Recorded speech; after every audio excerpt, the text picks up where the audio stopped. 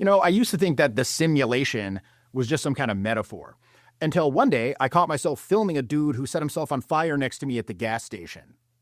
Like not helping, filming him with my iPhone because some part of me was like, yo, people got to see this. That's the moment that I realized the simulation is not out there, okay? It's in here. It's in that reflex that turned human suffering into content. It's in the nervous system that mistakes engagement for empathy. And look, we all do it, right? You're on Instagram, you see some reel depicting some like random act of violence and you're like, And then you just scroll past to like a dog skateboarding or some shit. And the feed keeps feeding. That's the simulation, okay? Not a computer, but a culture that replaces experience with performance. And you're like, well, I guess that's just how it is. No, that's the world teaching you to feel nothing.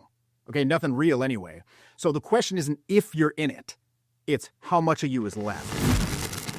So no, this isn't the Matrix. There's no like quantum computer being run by fifth dimensional aliens. When I say the simulation, what I'm talking about is like the performance layer that's sitting on top of reality. It's when the version of things that's shown to you starts to feel more real than the thing itself.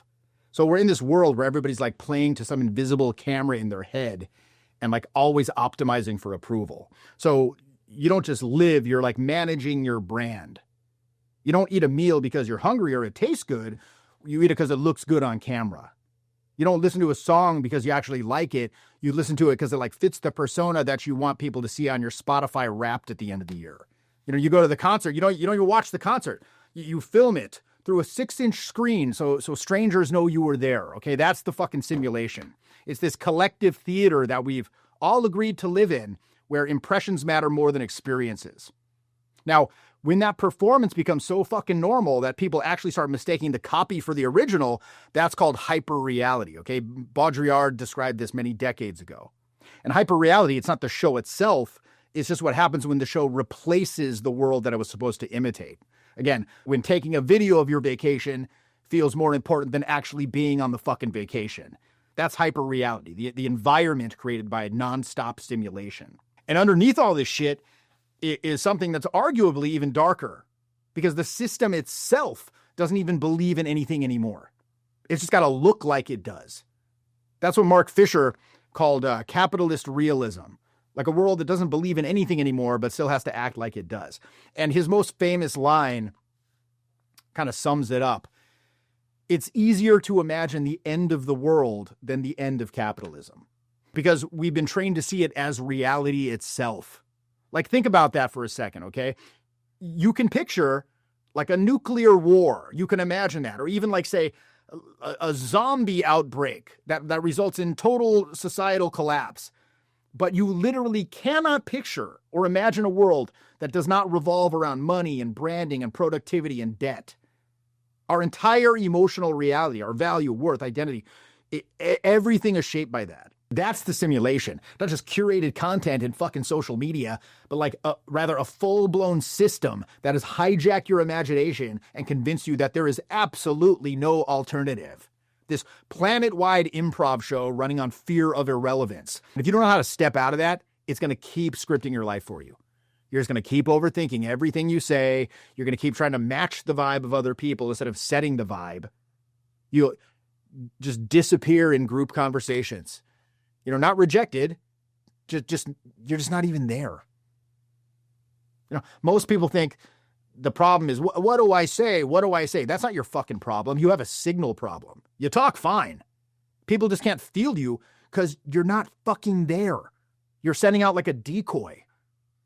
Look, people, they don't respond to logic. They respond to frequency. So if your energy is hesitant or apologetic or fake positive, you just get skipped. Again, not rejected, fucking ignored. Because on some level, they can sense your transmission is like tainted. You think you're awkward or shy or introverted, all this bullshit. You're not. That's just your body refusing to keep doing this PR. It's the last honest part of you that's screaming, stop lying. Your body's not betraying you. It's just rejecting the performance. That tension you feel, the hesitation, the stuttering that you fucking hate, That's your system trying to come back online. Like it's the ghost of your real self, like banging on the glass, begging to be let out. So yes, being awkward might actually mean you're waking up. That's the alarm clock of your fucking soul going off. The only question is, are you going to hit snooze again? Because that's what you've been doing for years. You just keep killing the real you. Every time that guy tries to breathe, you just choke him back down into silence. And you hide behind all this bullshit. I'm tired. I'm introverted. I'm fine. You're not fucking fine. And I'm telling you right now, okay, if you don't rip that mask off soon, it's going to fuse to your face like Griffith from Berserk. It's a deep cut. But, you know, how soon not now becomes never, right? Next week becomes next year, then 5 years, then a decade. It's like, boom, you blink and you're gone. You're just gone. That's hell, okay? That's what it feels like to die without dying. But I'm here to tell you, there's another side. When you finally decide to stop fucking around, when you train this properly, all that flips. You know, that static is gone. You walk in, people notice you. Not because you're like loud or try hard. Your presence just hits. You know, opportunities open, money follows that kind of energy. Women lock in. Why? Because, you know, you stop chasing validation and you have become the source of the validation. And you will look back and you'll be like, dude, what the fuck? What took me so long? Like, why didn't I do this 5 years ago? Why did I waste so much time pretending to be small? It's like, fuck. Why? But, you know, it doesn't matter why. It doesn't fucking matter why. Again, all of that is waiting on the other side of this. So make that trade. Resurrect your signal. The link's in the description down below, okay? That's where the real training starts. Click that right now. And stay tuned, by the way, because I've got something much, much bigger coming later this month. It's something I've been building for years. I'm very excited about it. And what we build there together is actually going to change everything. It's going to change the whole fucking paradigm. You spent enough time like dying politely. Now it's time to be violently fucking alive, because that's what charisma is. Not like tricks and tactics and all this bullshit. It's just what happens when your nervous system finally stops apologizing for existing. That's it. Every single technique that you've ever heard of, all that shit only works when the system underneath is clean. When your body is like done flinching and scanning the room for permission to fucking be alive. That's what presence is. Just being undeniably here. Like relaxed, a little bit dangerous. And when you finally start broadcasting that kind of signal, you know, the simulation, this constant layer of noise and fucking anxiety and pretending, it cannot process it. Because you're fucking real and they're just not used to that. Nobody's used to the real anymore, right? That's why presence cracks the simulation. Because presence can't be faked, right? It's just when your nervous system starts transmitting truth in a world that's built on performance. And frame control is just that truth being expressed externally, right? It's reality leadership. It's when you stop scanning for cues and start broadcasting certainty. It's deciding that your reality is the loudest one in the room and is watching the world kind of quietly rearrange itself around that fact. That is what charisma is. It's unfiltered aliveness made visible. And when you can hold that, when you can just stay fully present, even under fire, the simulation, it just can't swallow you. It just spits you back out. So how do you escape the simulation in real time? Well, you don't need more fucking theory. You need embodied tools and levers, okay? So let me give you a few. Number one, move first, think later. Every time that you pause to calculate, the simulation boots back up. Momentum breaks that paralysis, right? You see someone, you move. You see, you go. You see, you go. You speak. You cannot outthink hesitation. You can only kill it with action. Number two, broadcast instead of scanning.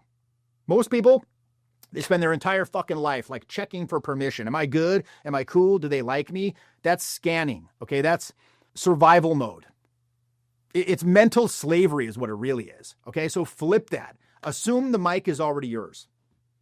Say your truth, okay? Be a blurter. Say what's fucking real. Set the tone and let everyone else tune to you. Number three, reclaim your body. Your words don't lead, okay? Your nervous system does. The content is just a vehicle for the vibe. So drop your weight into the floor. Make sure to breathe. Loosen up. Like find any tension, just let it go. Loosen up, kind of start moving to the rhythm of the environment. Like relax your face. Throw like a cocky little smirk on your fucking face as you walk in the room.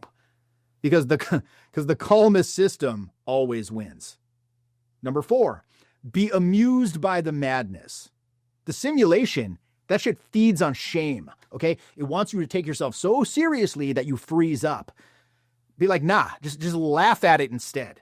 When you can laugh at the chaos, it loses power over you. Self-amusement is freedom in disguise. Number 5, build social inertia. Okay, there's an inertia to action. There's an inertia to inaction. You want to think of presence like a muscle. Okay, you don't learn it. You just stack reps until it's permanent. Like, so go out, talk to 10 people, talk to 10 more. That momentum compounds. Every single real world rep that you put in overwrites like 1,000 hours of overthinking. That's how you escape. Okay, not by like turning your phone to grayscale or fucking meditating for 3 hours a day. Just by re-entering reality over and over and over and over until you stop being scared by it. If you do this long enough, you'll notice something pretty crazy, okay? The simulation doesn't go away, but it kind of starts bending around you. Because the moment that you move and broadcast and ground yourself and laugh and repeat all of that, you're not reacting to the world anymore. Now you're fucking authoring it. Look, the simulation is collapsing all around us. You can see this every day. Nobody trusts anything. They certainly don't feel anything. And in a world of all this like fake fucking shit, charisma is an act of rebellion. Real presence just cuts through it all. Why? Because realness has become like the rarest commodity on fucking planet Earth. So no, you don't need to escape the simulation. You just need to like violently shake it up. How do you do that? By being so fucking alive and unfiltered that reality itself has to reorganize itself around you. All right, that's the game today in 2025, not fitting in and playing safe, but by bending the world, by being real enough to move it. So stop hiding behind your potential.